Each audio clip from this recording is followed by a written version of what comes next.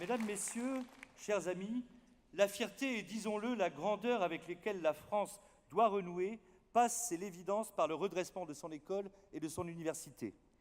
C'est en effet dès les premières années de la scolarité, comme tout au long de celle-ci, que se joue l'avenir individuel des enfants, et c'est ainsi que se construit aussi l'avenir collectif de la nation.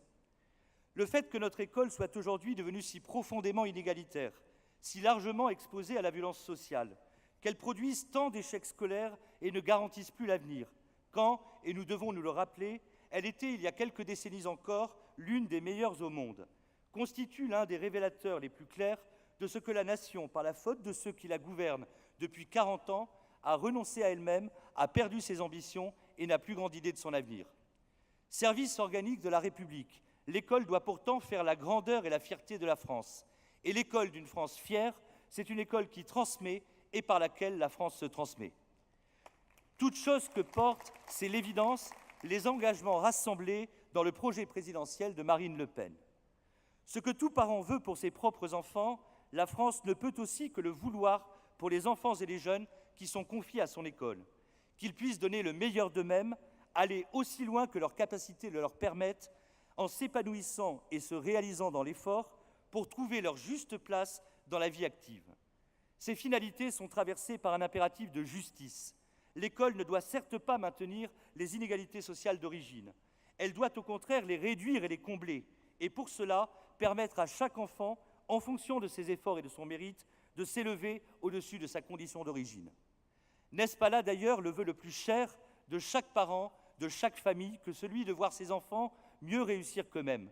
À ce titre, il n'est pas acceptable que seuls 6% des fils et filles d'ouvriers accèdent aujourd'hui à une classe préparatoire aux grandes écoles.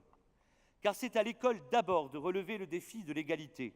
L'égalité véritable et bien comprise, l'égalité républicaine, c'est d'abord l'égalité des chances, laquelle consiste à donner beaucoup à chacun et tout particulièrement à ceux qui, issus des milieux les moins favorisés, ont tout à attendre de l'école. L'égalité républicaine, c'est ensuite l'émulation par l'exigence, qui donne le sens de l'effort et permet de s'élever par son mérite, en parvenant pour les meilleurs, qui sont aussi les plus méritants, à se distinguer des autres. L'égalité véritable, ce n'est au fond rien d'autre que la méritocratie républicaine, bel et noble principe que nous assumons de porter et d'affirmer. Ce qu'en une formule souvent citée, Paul Langevin désignait comme la sélection des meilleurs par la promotion de tous, voilà très précisément ce qu'il appartient à l'école de la République de réaliser. Et c'est pourquoi l'un des engagements majeurs de notre candidate est de rétablir une véritable égalité des chances en retrouvant la voie de la méritocratie républicaine. Donner beaucoup à chacun au titre de l'égalité des chances, cela consiste d'abord à transmettre sans faillir, à commencer par les fondamentaux. Et c'est là la fonction essentielle de l'école primaire et tout particulièrement de l'école élémentaire qui doit transmettre les éléments de toute instruction sans lesquels aucune réussite n'est possible. Comment a-t-on pu composer tant d'années durant avec le fait que tant d'enfants, entre 30 et 40%, pour donner des chiffres correspondant à la réalité, parviennent au collège sans savoir lire et écrire? L'un des objectifs prioritaires du quinquennat sera donc de veiller à ce que plus aucun enfant ne sorte de l'école primaire sans maîtriser la lecture et l'écriture, sans savoir se repérer dans l'espace et le temps, faute de connaître l'histoire et la géographie nationale, ou sans savoir compter et calculer. Il est donc impératif, comme s'y engage encore notre candidate, d'assurer la transmission des connaissances par le renforcement des apprentissages fondamentaux. Cela passera par une réforme de l'enseignement primaire visant à le recentrer sur ses missions essentielles. Une réforme du temps scolaire d'abord, qui devra être définie selon les rythmes d'apprentissage et non induire, sous prétexte d'inclure du temps d'activité périscolaire et donc de l'accessoire, un surcroît de fatigue. Il faudra donc revenir sur la réforme des rythmes scolaires du précédent quinquennat, comme s'y engage encore notre candidate. Cela passera par une réforme des contenus enseignés et des méthodes d'enseignement, éclairées du sens des priorités. Marine Le Pen s'y engage aussi, ce sera à l'école primaire la moitié du temps d'enseignement qui sera dédié aux Français. Cela passera par une réforme qui, en veillant à transmettre une culture commune qui est d'abord fondée sur ce bien commun qu'est la langue française, refera de l'école ce creuset républicain où se construit l'appartenance de tous à la nation et où des chances égales peuvent être données à chacun. Il faudra à ce titre, comme s'y engage notre candidate, supprimer l'enseignement des langues et cultures d'origine, lequel reconduit à des particularismes, ce qui nourrit le communautarisme et n'est nullement conforme à l'exigence d'assimilation, vecteur de la conception républicaine, c'est-à-dire civique, de la nationalité. Car c'est à l'école d'abord de relever le défi non seulement de l'égalité, mais aussi celui de l'assimilation républicaine. C'est pourquoi notre candidate s'engage à instaurer le port d'un uniforme, ce vêtement qui ne relève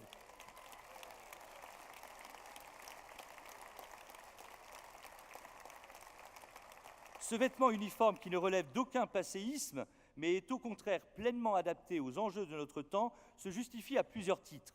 Il contribuera largement à résoudre les problèmes que posent les manifestations d'appartenance à telle ou telle communauté, telle ou telle religion. Il estompera les différences d'origine sociale qu'il appartient à l'école de transcender et qui se signalent souvent par la tenue vestimentaire. Il contribuera à recentrer l'attention des élèves trop souvent détournés par l'insignifiant, la mode notamment, en les reconduisant à l'essentiel, leur progression dans l'acquisition des connaissances, le goût de l'étude et le sens de l'effort. Toute chose devant absolument prévaloir, conformément aux missions essentielles de l'école. Mais pour que celle-ci renoue effectivement avec ses missions, il est impératif que les enseignants soient rétablis dans leur fonction de maître, ce dont dépend l'autorité dont ils sont investis et qu'il leur appartient d'incarner. Qu'il faille donc rétablir l'autorité et le respect du maître, comme s'y engage notre candidate, constitue bel et bien une condition absolue du redressement de notre école. L'autorité, qui doit être distinguée de la sanction, est bien plutôt ce qui inspire naturellement le respect. Et le respect qu'inspire le maître tient d'abord à ses compétences. C'est cela qui le légitime dans sa fonction, dont il importe qu'il ait et garde une haute idée, tant les missions qu'il exerce dans le cadre d'un service organique de la République, l'école, sont non seulement d'intérêt général, mais engagent l'avenir de la nation. La formation des maîtres doit à ce titre renouer avec le bon sens, qui tient d'abord à cette évidence. L'élève n'est nullement l'égal de l'élève. Entre l'un et l'autre, une salutaire asymétrie existe, car elle est la condition de la transmission du savoir. Et le maître n'est nullement l'égal de l'élève, car il est celui qui détient un savoir, celui qui sait et qui transmet ce savoir à l'élève, qui lui ne sait pas encore et qui est à l'école pour apprendre.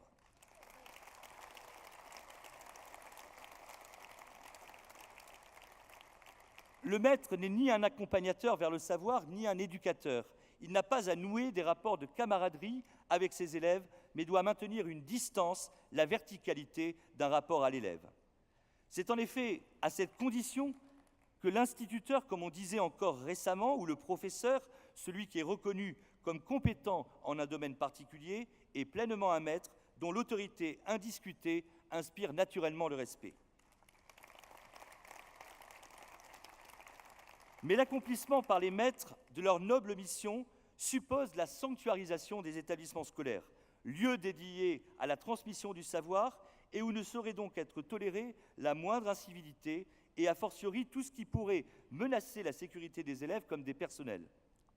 Les tensions, les conflits communautaires notamment, qui s'expriment bien souvent à travers la délinquance ordinaire et minent notre société, ne sauraient avoir de place à l'école, laquelle doit au contraire devenir emblématique de la France apaisée que nous appelons de nos vœux. C'est là incontestablement un autre défi qu'il lui appartient de relever. L'école doit devenir cet asile inviolable où les querelles des hommes n'entrent pas, pour reprendre cette citation de Jean Zay contenue dans l'un des engagements de notre candidate. Et les conditions de cet apaisement, comme de cette sanctuarisation, résident bel et bien dans la triple exigence de laïcité, de neutralité et de sécurité. La laïcité doit en effet pleinement prévaloir, ce à quoi le port d'un vêtement uniforme donc contribuera, car elle est un principe d'apaisement et une condition de pacification sociale, quand les manifestations d'appartenance religieuse ou les tentations prosélytes divisent et menacent l'unité de la nation. La neutralité idéologique, en tout premier lieu, doit être elle aussi la norme commune dans les établissements, où aucun intérêt partisan ne saurait avoir droit de citer, car cela contrevient à la mission d'intérêt général qui est celle de l'école. La sécurité, enfin, doit être dans l'enceinte des établissements comme à leurs abords strictement garantie, par la mise en place de dispositifs adéquats, par des mesures coercitives lorsque cela est nécessaire et lorsqu'il y a lieu, par des sanctions effectivement appliquées.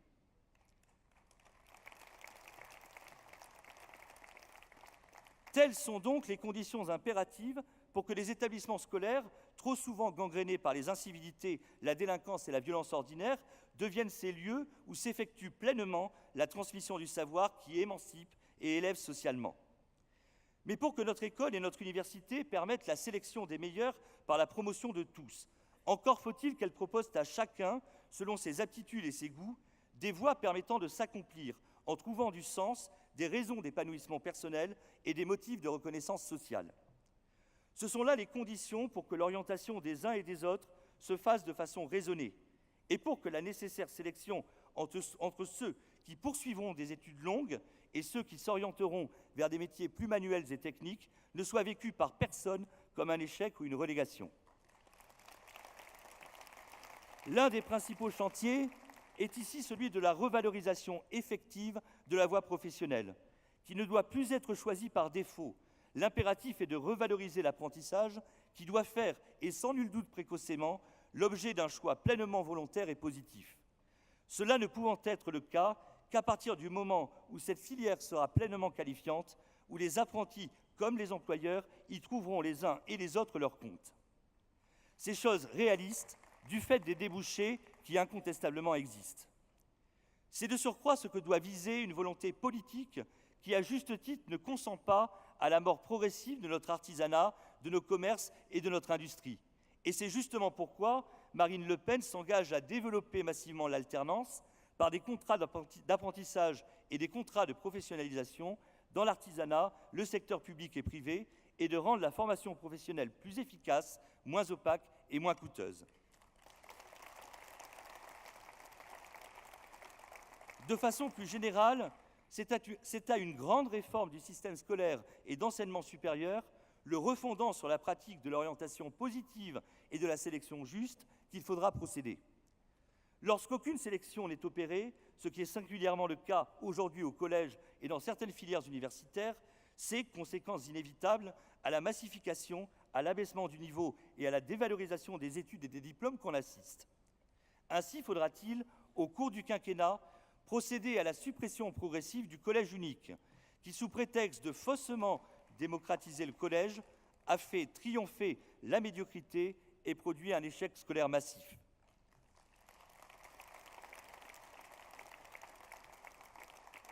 Il faudra réintroduire, dès le premier cycle du secondaire, un palier de sélection juste, permettant notamment, cette voie étant effectivement revalorisée, l'apprentissage dès 14 ans, et ce, bien sûr, sans qu'à cet âge, il ne s'agisse pour autant d'enfermer quiconque dans un choix définitif. Il faudra, comme s'y engage Marine Le Pen, promouvoir l'alternance et par ailleurs maintenir des passerelles ouvertes. Par ailleurs, cette orientation ne sera juste que si, bien évidemment, elle trouve sa justification par les aptitudes et les goûts effectivement manifestés par les adolescents, outre qu'elle supposera que soient donnés en amont des chances égales à tous, on perçoit aisément la cohérence d'ensemble du projet. Au niveau supérieur des études, il faudra, c'est également un impératif, et ceci dans le bien des étudiants et de leurs familles, introduire la sélection à l'université. À l'exception de certaines filières par nature sélective, comme la médecine, le drame à l'université, c'est la massification. Battant en brèche toute sélection, on laisse s'engager dans de nombreuses filières pléthore d'étudiants en les condamnant à l'échec ou, ce qui revient au même, à décrocher des diplômes sans réelle valeur.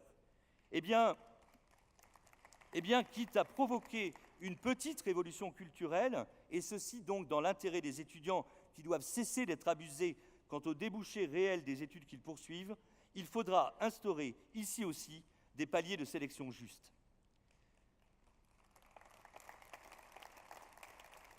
C'est pourquoi notre candidate s'engage à passer à l'université d'une sélection par l'échec à une sélection au mérite. Or, rien n'est plus contraire que cette sélection juste Rien n'est plus contraire à cette sélection juste par les résultats qui manifestent les compétences et le mérite que le tirage au sort, conséquence absurde de la massification et effet pervers du refus dogmatique de toute sélection. Il s'agira donc de proscrire cette pratique insensée partout où elle existe, comme s'y engage également notre candidate. Et il faudra, au contraire, comme elle s'y engage aussi, revaloriser les bourses au mérite, puisque les plus méritants des étudiants doivent évidemment bénéficier du soutien de l'État pour la poursuite de leurs études. Enfin, dans le souci, là encore, de cette excellence qui doit tirer vers le haut l'ensemble des étudiants, Marine Le Pen s'engage à défendre le modèle d'enseignement supérieur français qui passe par la complémentarité de l'université et des grandes écoles, ce qui suppose de défendre aussi la spécificité des classes préparatoires qui constituent le lieu par excellence de la méritocratie républicaine et doivent, partant, être érigées en modèle pour le redressement de notre système d'enseignement.